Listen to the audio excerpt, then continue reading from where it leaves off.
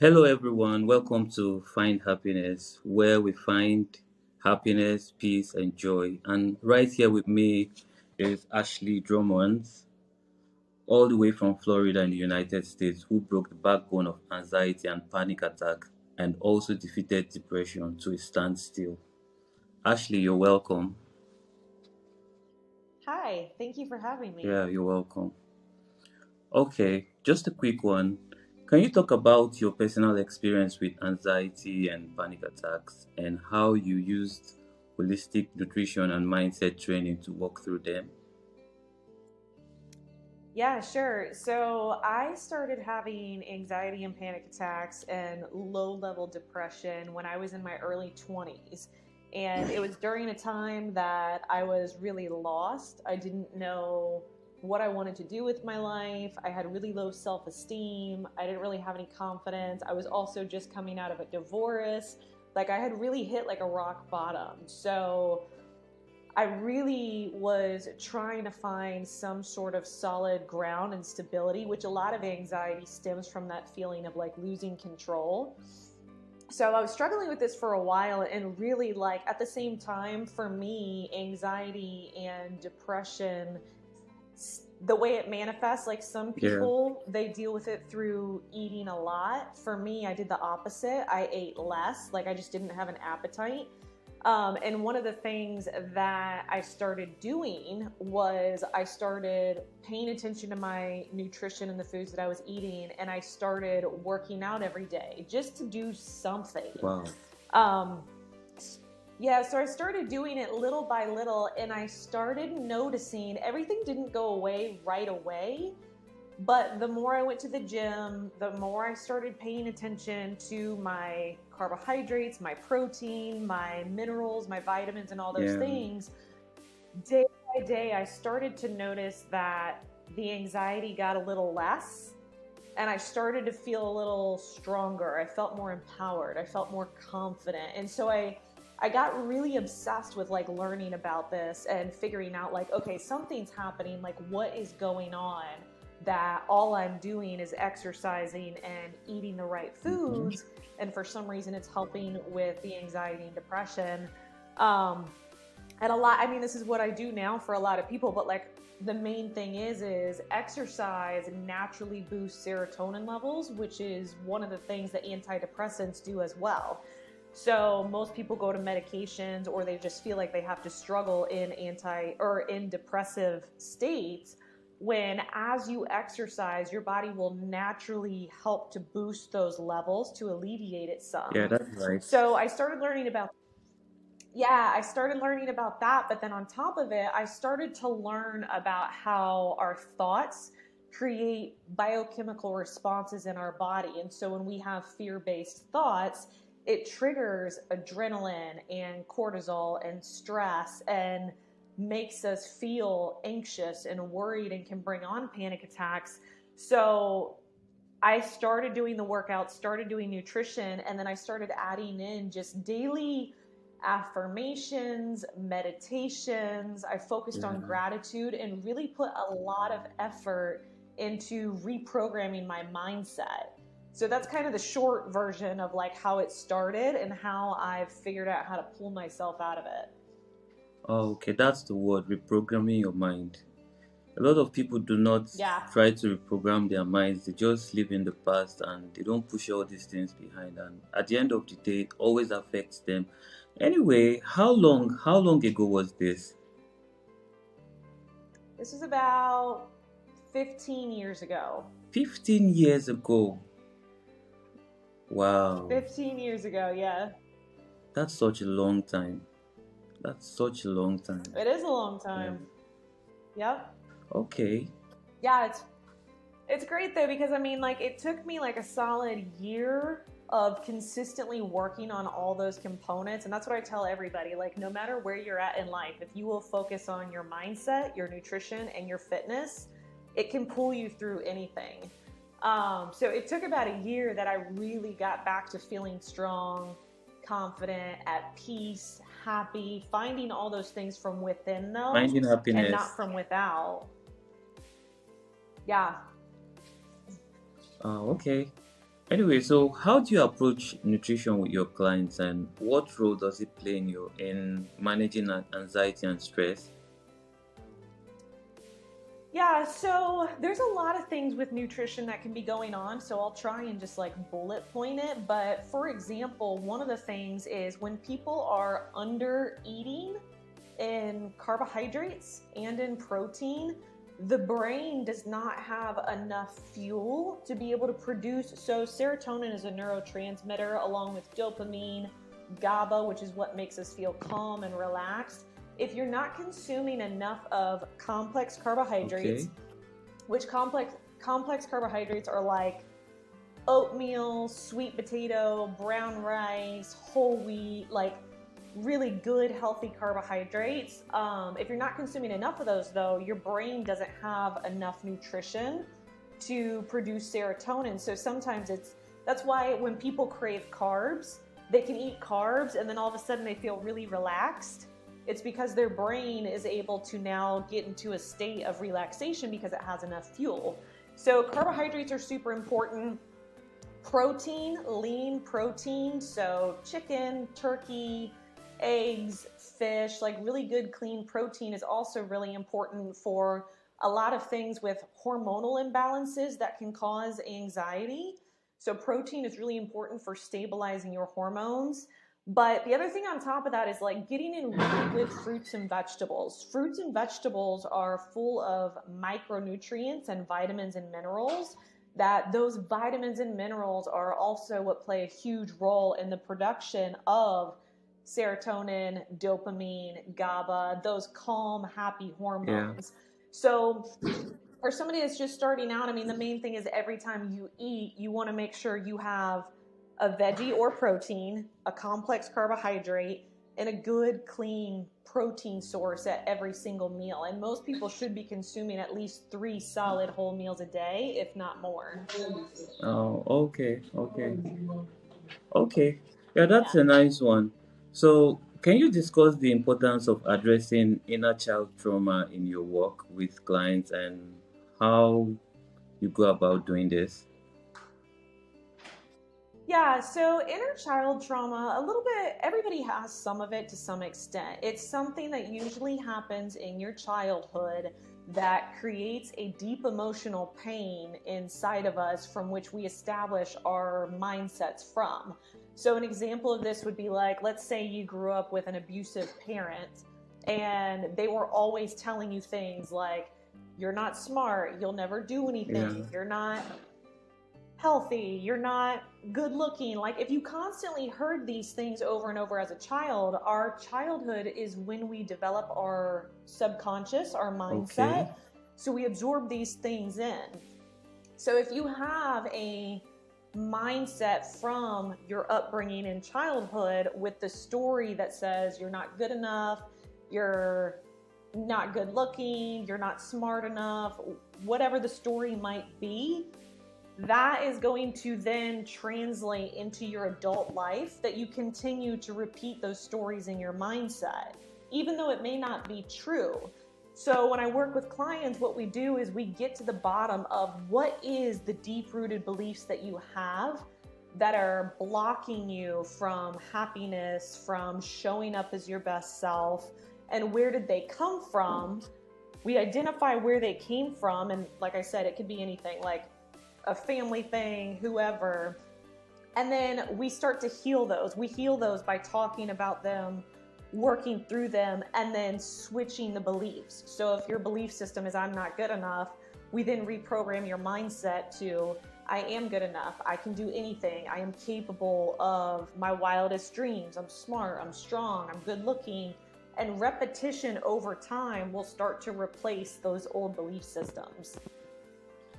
so I think that what you're trying to say is what you take in really affects you. What you hear all the time really affects you. You need to grab the right things into your brain and repeat it to yourself all the time. I do that myself. I always tell myself I am loved. I always tell myself I am strong, I'm handsome, I'm beautiful. All the nice things I can say. These things help you to, Yep. yeah, it really helps. It really helps. Well, Yeah, how do you got to be you, your own best friend. Yeah, you have to be your own best friend. You have to look into the mirror and tell yourself you're the best. So, Yep. how do you incorporate exercise into your work with clients as a natural antidepressant? Yeah, so anytime I work with clients, it's a holistic approach. So we don't just do mindset or just do nutrition. They get put on a very specific regimen workout program based on where they're at and what their goals are. So everybody that I work with will start out with at least 3 times a week of some sort of strength training. The reason being, Okay. strength training not only is the fastest way to get in better health and to lose fat, but it's also one of the best ways to really boost your confidence and your sense of empowerment. So everybody does at least 3 times a week of strength training, and then we work up to 5 days a week of strength training that all coincides with your nutrition program and your daily mindset and meditation practices as well. Oh, okay. So, Mhm. talking about meditation, can you just highlight or tell us how you meditate? It's different, and I think it should be different for everybody depending on what you're working through. So, for example, if you're in a day that is super busy and you feel really ungrounded and just like your head is spinning, like you're in one of those anxiety thought spaces where like your mind is just racing and all those things, one of the best ways you can help get out of your head and find some like peace is to go move your body. So like sometimes it's just a walking meditation. Go out in nature, walk, move your body, because that movement of your body helps to alleviate that restlessness. It helps get that anxious energy out of your body. So there's walking meditations where while you're outside walking, you're just breathing, repeating affirmations. I am calm, Yeah. I am safe, Okay. I am Yeah. healthy. Right, so you can do walking meditations. Another thing though is sometimes if it's the opposite and you don't really have that much energy, you can do silent meditations where you just sit. And I always encourage people, check in with where you feel the emotions in your body. So like sometimes anxiety, people say they feel it in their chest. Sometimes they feel like depression in their gut or in their head.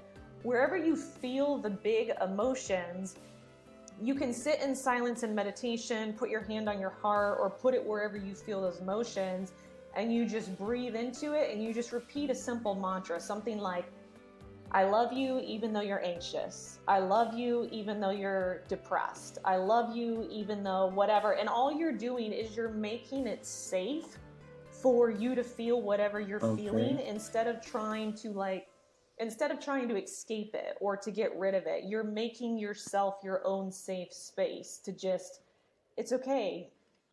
You can be here in these feelings and you're safe. Just breathe through it. And usually, like, once you acknowledge it, it starts to kind of lighten and go away. Okay. Okay.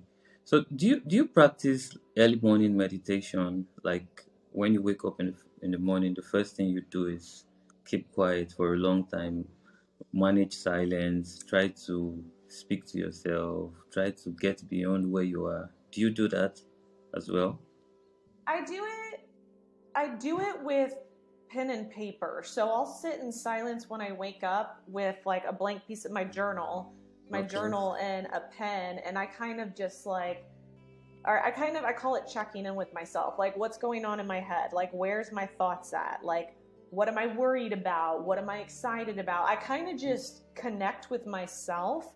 And then I'll write things out just to like get that out of my head. And then once I'm there, I'll sit in silence for maybe 5 minutes just to kind of check in with my breathing, repeat some sort of affirmation like gonna be a good day. No matter what happens, I'm gonna take care of myself, Yeah. things like that. So it's not anything fancy or ritualistic. It's just pen and paper and spending time to just be present. I mean, that's really all meditation is just being present. Or I think you also use that time to plan your day.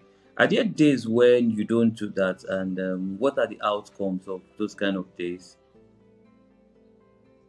If you don't do Yeah. that,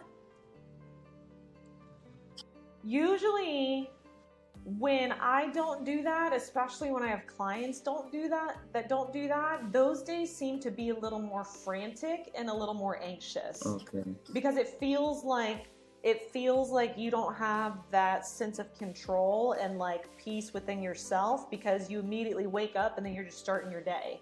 So all it is I mean meditation is really just self-care practice. You're giving yourself 5 minutes to Exactly. just Yeah. breathe, rest, that's it. Yeah. Oh, okay. Thank you very much. So, can you share Yeah. any success stories or anecdotes from your work with clients who have struggled with anxiety and other mental health issues?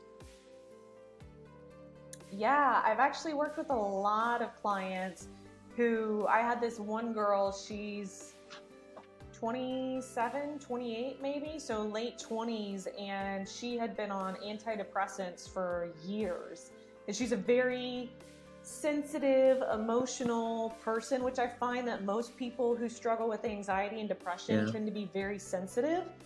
Yeah, so with her, she ended up coming off of her antidepressants and totally just like becoming a totally different person. And like a lot of the work that we did together though was more so in shifting her belief systems around herself, because Okay. when we first started working together, which a lot of people with anxiety have this mindset, she's a very sensitive and emotional person. So when she would react to life in a sensitive and emotional way, she thought something was wrong with her. Like, why am I so emotional? What's wrong with me? Why do I feel so much? Like, there's got to be something wrong. And we had to reprogram that deep belief system to teach her there's nothing wrong with you. You're a wonderful, emotional, open hearted human being. Because you live open heartedly, you feel a lot. It's safe for you to feel these things. So we worked through a lot of things like that. But then with her workouts, we worked together on teaching her how to take those emotions and channel it through her workouts as a safe outlet for her to have when she felt overwhelmed. So anytime she felt like the weight of the world was on her shoulders, we did a workout. Anytime she felt like she was too emotional, we took all of that energy and those emotions and moved it through her body. And this goes back to like the walking meditation. So she's one of my favorite clients to work with just because like after a year of working together, she just transformed so much. Really, she didn't change. It's just she went from being ashamed of who Yeah. she was as a sensitive person to being proud and confident and happy for who she was. And that's really all that it's about, is just being proud of who you are and not trying to hide that. Oh, okay. Yeah. So, can you also tell us some more or like other stories you have apart from this? About, sorry, can you repeat that? Like other success stories. Like we want to hear some more. Other success stories, there's a gentleman I worked with for 2 years he was in his 50s. He was legally blind, and part of being legally blind is what led to him feeling depressed because it just felt like he had this disability.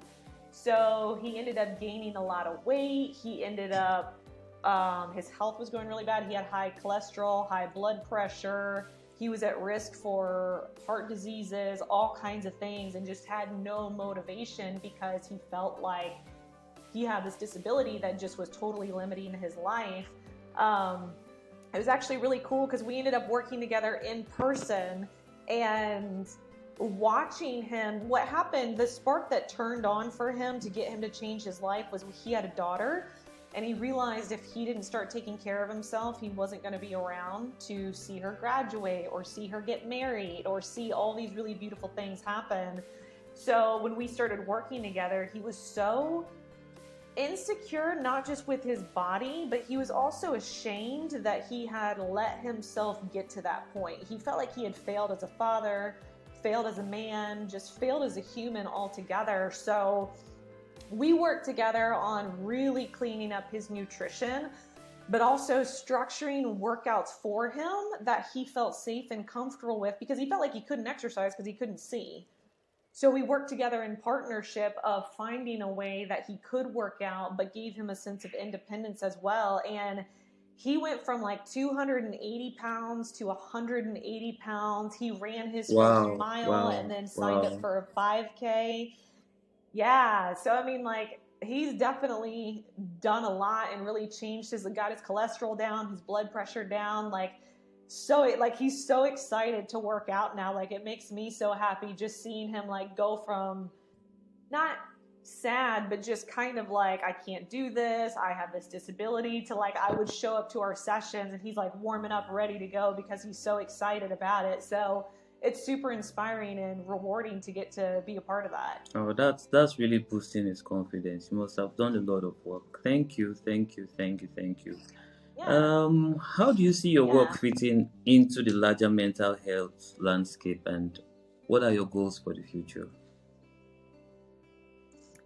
Yeah, so I actually feel like there's a huge gap in natural solutions for people with mental health. I have a podcast episode coming out next week, and it's all about nutrition for mental health, because I feel like there's a few things. A lot of people who struggle with anxiety and depression, and I had this too. I did not feel, it made me feel worse at the idea of taking a medication than to be able to just help myself. Like, it was a weird dynamic, and I didn't know that there were things in my lifestyle that I could change that would make just as big of an impact, if not bigger, in my life. So I feel like a lot of the work that I'm doing now is helping people take their power back and empowering themselves to change their life, but also providing so many more natural solutions through nutrition, vitamins, minerals, exercise, mindset, programming, that you can take with you for the rest of your life. You can take it with you wherever you go. And I think that's the important thing, is it gives people a sense of control back, of like, oh, okay, so when I'm having an anxious day, here are the tools of what I can do to help calm myself down and work through it. And that's like the most important thing, is everybody wants to feel in control of their life. And with these tools, that's one of the ways they can have that. Wow, thank you. That's a great one. That's a great one. Keep it up. And finally, how can people reach you on social media and on the web space? Because a lot of people want to get across to you right now, hearing your great achievements and all that. Yeah. Thank you. Yeah, so they can go to my website. It's just ashleydrummonds.com. And then it's the same thing on social media. It's my name, Ashley Drummonds. And then my podcast is called Phoenix Rising with Ashley Drummonds. Oh, okay. Thank you. Thank you. We're so grateful you came here to help people, and we will also want you to come back here to talk some more.